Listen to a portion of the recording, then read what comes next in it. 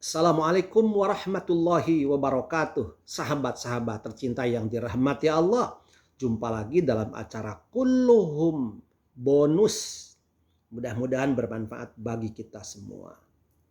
Kenapa saya katakan bonus? Karena Kulluhum ini tidak masuk dalam episode kisah Nabi.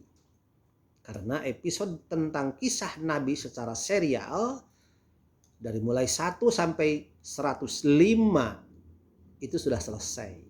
Dari Nabi Adam sampai Nabi Isa alaihissalam. Kenapa Nabi Muhammad tidak masuk dalam kulluhum ini? Karena logikanya begini. Nabi Muhammad SAW menerima kisah tentang para nabi terdahulu dari Allah Subhanahu wa taala. Yakni berupa wahyu dari Allah kepada Nabi Muhammad, Al-Qur'an yang di dalamnya salah satu isinya adalah Allah mengisahkan tentang kisah para nabi terdahulu. Dan ketika Nabi Muhammad SAW mendengar kisah tentang para nabi terdahulu, maka Nabi Muhammad SAW telah belajar dari kisah itu, dari mereka, sehingga semua kebaikan para nabi terdahulu sudah ada pada diri Nabi Muhammad SAW. Bagaimana kesabaran para nabi terdahulu, bagaimana keadaan tantangan para nabi terdahulu. Nabi Muhammad SAW adalah tipologi seorang nabi, namanya juga nabi terakhir, khotamun nabiyyin, maka lengkap pada diri Nabi Muhammad SAW mengenai kemuliaan dan kelebihan para nabi-nabi terdahulu. Oleh karena itu, untuk kisah atau hayatu Muhammadin sallallahu alaihi wasallam, kehidupan Nabi Muhammad sallallahu alaihi wasallam, saya berpikir harus ada seri khusus atau episode khusus yang secara khusus memang menceritakan tentang kehidupan Nabi Muhammad sallallahu alaihi wasallam. Nanti akan saya pikirkan dalam bentuk apa, kulluhum atau bukan kulluhum, insya Allah akan saya pikirkan. Untuk kemudian akan disampaikan juga kisah tentang Nabi Muhammad SAW. Mudah-mudahan. Dan ketika kulluhum dari mulai 1 sampai 105 ternyata tentu banyak kekurangan, banyak kehilafan dan tidak lengkap. Atau tidak lengkap itu dalam kata lain penuturannya sangat jauh mungkin dari kaidah-kaidah keilmuan karena memang keterbatasan saya secara pribadi. Tetapi ketika memang ada yang tidak dikisahkan, saya kira tidak menyalahi karena Al-Quran pun demikian kepada Nabi Muhammad SAW. Allah SWT berfirman dalam surat Ghafir ayat 78. A'udzubillahi minasyaitonirrajim. Walaqad arsalna rusulan min qablika minhum man qasasna 'alaik wa minhum man lam naqsus 'alaik. Wa ma kana li rasulin ayyatiya bi ayatin illa bi idznillah fa idza jaa amrullahi qudiya bil haqqi wa khusira hunalikal mubtilun. Dalam ayat ini Allah berfirman bahwa telah kami utus para rasul sebelummu wahai Muhammad. Di antara mereka ada yang kami kisahkan kepadamu dan di antara mereka ada yang tidak kami kisahkan kepadamu. Dan tidak ada dari seorang rasul yang diberi oleh Allah tanda-tanda kebesaran Allah, yang diberi mukjizat kecuali dengan izin Allah. Maka apabila datang perintah Allah, qudiya bil haqqi, diputuskan dengan hak, dengan benar, wa khusira hunalikal mubtilun, dan merugilah orang-orang yang melakukan kebatilan. Kemudian ayat 164 An-Nisa, wa rusulan qad qasasnahum 'alaika min qablu wa rusulan lam naqsushum 'alaika wa kallamallahu Musa taklima. Dan ada rasul yang kami kisahkan dari mereka kepadamu sebelum engkau, dan ada rasul yang tidak kami kisahkan kepadamu. Dan Nabi Musa berkata atau berbicara secara langsung, wa kallamallahu, dan Allah berbicara secara langsung kepada Nabi Musa. Kemudian ayat 176 Al-A'raf, faqsusil qasasa la'allahum yatafakkarun. Wahai Muhammad, maka ceritakanlah kisah-kisah itu. La'allahum yatafakkarun, supaya mereka berpikir, supaya mereka mengambil pelajaran. Oleh karena itu, mari kita ambil pelajaran dari kisah ini. Kalau saya membuat judul, karena kuluhum bonus, jangan ditonton, ambil aja. Maksudnya, jangan cuma menonton, tetapi ambil pelajaran dari kisah-kisah para nabi terdahulu. Silahkan. Kita mau belajar dari nabi yang mana, dari nabi siapa. Karena semua kisah itu mengandung sebuah gambaran kehidupan manusia. Dari mulai hambatan, tantangan, ancaman. Ada peluang, ada kesempatan.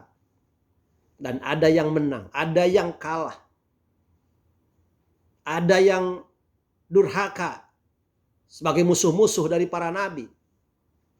Juga bukan hanya mereka para nabi, tapi juga istri-istri mereka dengan berbeda sifat dan karakternya. Juga anak-anak mereka. Dari kisah-kisah itu kita dapat menjadi atau mengambil pelajaran untuk kita terapkan dalam kehidupan sehari-hari. Silahkan kita mau belajar dari Nabi Adam yang terusir dari surga karena makan buah terlarang. Dan kemudian ia terusir dari surga menuju ke dunia. Dan di dunia ia merasa bersalah dan kemudian memohon ampun kepada Allah. Ia telah berbuat dolim. Bertahun-tahun ia berdoa kepada Allah, Rabbana dzalamna anfusana wa illam taghfir lana wa tarhamna lanakunanna minal khasirin. Dan Adam adalah manusia mulia dalam pandangan Allah Subhanahu wa taala. Silahkan kita mau mengambil pelajaran dari Nabi Nuh yang ratusan tahun ia berdakwah terus-menerus tidak pernah lelah. Tetapi pengikutnya hanya sedikit. Dan Allah menyiksa orang-orang yang tidak mengikuti Nabi Nuh dengan banjir besar. Dan hanya orang-orang yang selamat, orang-orang yang mengikuti seruan dari Nabi Nuh, hanya beberapa orang yang itu menjadi penumpang perahu atau kapal yang dibuat oleh Nabi Nuh. Bahkan anaknya sendiri Kan'an ternyata tidak dapat mengikuti ayahnya, tidak dapat diselamatkan. Tentu ayah bersedih melihat anaknya seperti itu. Ia memohon kepada Allah, ya Allah itu anakku, itu darah dagingku ya Allah. Kenapa tidak ikut bersamaku? Bagaimana Allah menjawab? Innahu amalun ghairu sholih. Wahai Nuh, memang itu anakmu, tapi bukan anakmu karena anakmu itu tidak soleh. Amalnya tidak soleh. Silahkan. Mau belajar dari Nabi Ibrahim, silahkan ambil pelajaran. Nabi Ibrahim, ayahnya penyembah berhala. Ia juga harus berhadapan dengan Raja Namrud yang juga betul-betul penyembah berhala. Sehingga Nabi Ibrahim harus berdebat dengan mereka dengan otak yang brilian. Tetapi kemudian ia tetap menanggung risiko. Ia dibakar hidup-hidup. Tetapi Allah menyelamatkannya. Karena apinya menjadi dingin oleh Allah Subhanahu wa ta'ala. Silahkan kita belajar kepada anaknya Ibrahim. Ismail. Silahkan. Ketika Ibrahimnya sendiri diuji oleh Allah karena kekayaannya cukup banyak. Dan ketika ditanya kekayaan ini untuk apa? Ibrahim mengatakan ini milik Allah. Karena milik Allah silahkan. Jangankan harta. Anakku pun kalau mau diambil oleh Allah silahkan. Ternyata Allah mengujinya. Anaknya harus disembelih berdasarkan perintah Allah Subhanahu wa ta'ala. Antara ragu dan yakin bahwa ini perintah Allah. Tapi kemudian ia lebih memilih. Ini adalah perintah Allah. Maka kemudian dilaksanakanlah penyembelihan terhadap anaknya. Tapi apa yang terjadi? Itu hanya sebuah ujian. Dan luluslah Ibrahim dari ujian itu. Atau kita mau mengambil pelajaran dari anaknya Ismail. Yang ketika masih kecil, ia sudah memiliki keimanan, penyerahan yang penuh kepada Allah Subhanahu wa ta'ala. Sehingga ia tidak menolak walaupun harus disembelih. Silahkan.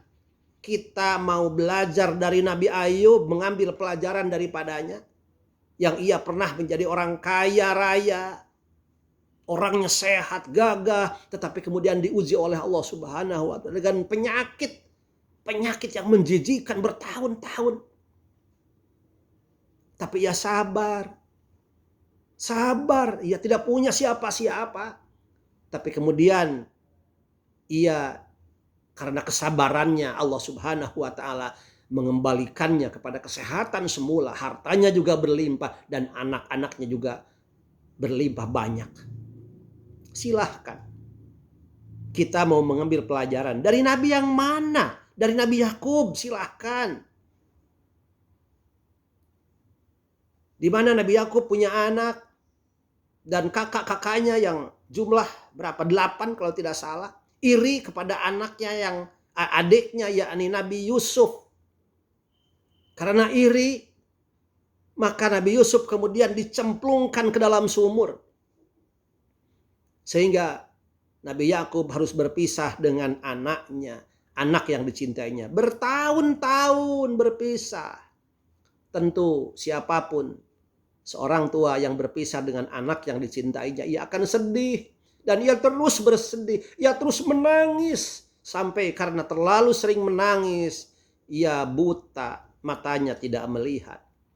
Tapi ia terus berharap kepada Allah. Instingnya begitu kuat bahwa Yusuf itu masih ada. Dan akhirnya permohonan itu dikabulkan oleh Allah Subhanahu wa taala. Dipertemukanlah antara ayah dengan anak yang sudah hilang dan terpisah bertahun-tahun dalam kebahagiaan dan kegembiraan. Silahkan kita mengambil pelajaran dari Yusuf sendiri yang sejak kecil sudah mendapat penderitaan karena dicemplungkan ke dalam sumur. Kemudian ceritanya begitu heboh, begitu seru. Ia pernah dipenjara karena mendapat fitnah tentang wanita. Tapi kemudian Allah Subhanahu wa taala mengangkatnya dalam sebuah cerita yang sangat indah dalam Al-Qur'an di surat Yusuf itu. Sampai kemudian ia menjadi raja dan kemudian ia bertemu dengan kakak-kakaknya yang pernah mendoliminya, yang pernah menyiksanya.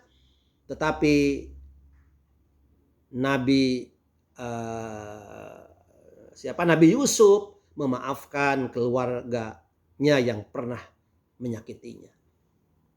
Silahkan kita ambil pelajaran dari Nabi Yunus. Seorang nabi yang sangat terkenal dalam Al-Quran. Ia berdakwah kepada umatnya. Tetapi ternyata ia jengkel karena umatnya membangkang. Karena kejengkelannya kemudian ia marah dan ia meninggalkan umatnya. Ia mengira bahwa itu bukan sebuah kesalahan. Ia mengira bahwa itu tidak akan menyempitkan dirinya. Tetapi ketika ia kemudian meninggalkan umatnya, berarti meninggalkan dakwah, Nabi Yunus mendapat sanksi atau teguran dari Allah Subhanahu wa taala dan ia kemudian ditelan oleh ikan. Ia merasa bahwa itu adalah perbuatan dosa. Maka kemudian ia berdoa kepada Allah Subhanahu wa taala, terus memohon kepada Allah, la ilaha illa anta subhanaka inni kuntu minadh dhalimin. Terus berdoa kepada Allah, merasa bahwa saya ini dolim karena sudah meninggalkan dakwah. Karena ia merasa dolim, ia meminta dan memohon kepada Allah, bertasbih kepada Allah. Dan Allah kemudian menyelamatkannya. Dan ia kembali bergabung dengan kaumnya, di mana kaumnya semuanya sudah beriman kepada Allah Subhanahu wa taala. Silahkan kita mau mengambil pelajaran dari Nabi Sulaiman yang dianugerahi oleh Allah Subhanahu wa taala, kaya raya, kemudian ia menjadi seorang raja yang sangat hebat, mampu menaklukkan angin, mampu menaklukkan sato atau hewan, binatang, sehingga bukan hanya mampu berbicara dengan binatang, tetapi mereka dijadikan bala tentara. Begitu hebat. Tapi usia muda telah menjemput Nabi Sulaiman. Dan sangat unik, bukan unik ya. Meninggalnya sambil duduk Ia bertelekan kepada tongkatnya karena sedang melihat jin-jin yang sedang membangun Baitul Maqdis. Semua orang tidak ada yang tahu bahwa ternyata ia sudah meninggal dunia. Baru ia roboh ketika tongkatnya dimakan rayap. Silahkan, mau belajar kepada siapa? Mau mengambil pelajaran dari siapa? Mau mengambil pelajaran dari Nabi Zakaria? Silahkan. Nabi Zakaria usia sudah sangat tua, 90 tahun. Tidak punya anak. Karena bertahun-tahun tidak punya anak. Istrinya pun sudah dianggap mandul. Tapi ia tetap meminta kepada Allah agar ada generasi penerus dari anaknya yang meneruskan risalah kenabiannya. Ia terus meminta kepada Allah anak yang soleh. Dan ternyata Allah memberinya. Lahirlah Nabi Yahya. Sampai karena kaget, istrinya kemudian mengandung. Ia meminta tanda bukti dari Allah. Apa buktinya kalau benar-benar istri saya mengandung anak? Dan diberi tanda oleh Allah Subhanahu wa taala, ia dalam 3 hari 3 malam tidak bisa bicara, hanya dengan isyarat saja. Silahkan, mau belajar kepada siapa? Mengambil pelajaran dari Nabi yang mana? Nabi Isa, silahkan. Nabi Isa lahir dari seorang ibu yang tidak memiliki ayah. Kemudian dianggap oleh mereka sebagai anak Allah. Tapi Nabi Isa tidak memanfaatkan kondisi itu. Mungkin banyak orang yang kemudian memanfaatkan kondisi itu ketika dianggap anak Allah. Tapi tidak. Nabi Isa tetap mengatakan bahwa saya adalah hamba Allah yang diciptakan oleh Allah. Kalian semua jangan menyembah saya. Kalian semua harus menyembah Allah Subhanahu wa taala. Silahkan mau mengambil pelajaran dari Nabi yang mana, silahkan. Atau mau mengambil pelajaran dari musuh-musuh para Nabi itu. Orang-orang kafir, orang-orang musyrik. Orang-orang yang tidak mau mengikuti seruan para Nabi itu. Silahkan mau mengambil pelajaran dari mereka dan apa akibat orang yang membangkang kepada apa yang diperintahkan oleh para Rasul itu. Silahkan. Bahkan silahkan kita mengambil pelajaran bukan hanya dari para nabi, tetapi dari istri-istri para nabi yang mempunyai karakter yang berbeda-beda. Atau istri yang bukan para nabi seperti istrinya Fir'aun, Asiyah, yang begitu hebat. Silahkan. Semua yang dikisahkan oleh Allah dalam Al-Quran mengenai para nabi itu dengan seluruh keadaan yang melingkunginya termasuk para musuh-musuh itu adalah kisah yang begitu indah yang kita seharusnya dapat mengambil pelajaran. Nabi Muhammad sudah mengambil pelajaran sehingga Nabi Muhammad SAW menjelma menjadi sosok Nabi yang semua kesolehan para Nabi terdahulu ada pada diri Nabi Muhammad SAW. Semua kebaikan para Nabi terdahulu ada pada diri Nabi Muhammad SAW. Semua kesabaran para Nabi terdahulu menghadapi musuh-musuhnya ada pada diri Nabi Muhammad SAW. Maka kita sebagai umat Nabi Muhammad SAW juga harus belajar semua itu untuk menjadi sosok yang terbaik, untuk menjadi khairu ummah, sebaik-baik umat. Itulah yang dapat saya sampaikan. Sekali lagi saya mohon maaf keterbatasan saya. Tentu sangat jauh kuluhum ini dari kaidah-kaidah ilmiah. Tetapi nun jauh dalam lubuk hati saya. Saya hanya ingin belajar. Secara pribadi saya ingin belajar dari kisah-kisah indah yang Allah ceritakan di dalam Al-Quran. Mudah-mudahan kita termasuk orang-orang yang dapat mengambil hikmah dari semuanya. Sehingga mampu mendidik kita. Mewujudkan diri kita. Menjadi orang yang diridhoi dan dicintai oleh Allah Subhanahu wa ta'ala. Terima kasih kepada semua yang telah menonton Terima kasih kepada semua yang telah menyimak. Terima kasih. Mudah-mudahan menjadi amal soleh bagi kita semua. Wallahul muwafiq ila aqwamit thoriq. Wassalamualaikum warahmatullahi wabarakatuh.